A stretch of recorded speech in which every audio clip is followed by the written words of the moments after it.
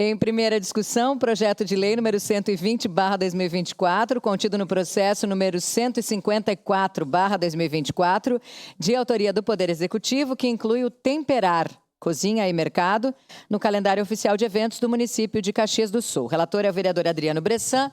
Com a palavra o relator para a leitura do parecer. Senhora Presidente, o parecer 397/2024 é favorável. Parecer favorável ao projeto de lei número 120/2024, contido no processo número 154/2024.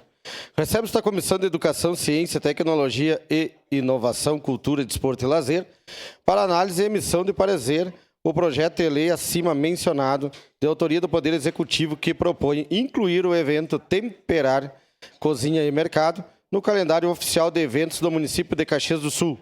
Na justificativa do projeto, o autor informa que o evento é promovido pela SEG Jovem, Sindicato Empresarial de Gastronomia e Hotelaria Região Uva e Vinho, desde 2018, tradicionalmente realizado no mês de agosto.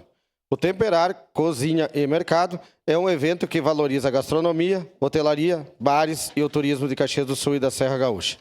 Seus principais objetivos são promover os setores envolvidos e fornecer informações relativas e relevantes para toda a cadeia. O evento destaca exemplos de empreendedorismo e iniciativas de sucesso na área, além de aproximar negócios, parceiros, alunos e a comunidade. Para jovens empresários, é uma oportunidade de obter informações e novidades para otimizar resultados no setor. A programação do Temperar, Cozinha e Mercado é diversificada, oferecendo conteúdo de palestra com histórias reais, práticas e de fácil compreensão, promovendo o network entre fornecedores e participantes. Por fim, diante do exposto e tendo em vista o parecer pela constitucionalidade da Comissão de Constituição, Justiça e Legislação, a CCJL desta Casa, essa Comissão de Educação, Ciência, Tecnologia e Inovação, Cultura, Desporto e Lazer, por seus integrantes, manifesta-se favorável ao presente projeto de lei em apreciação.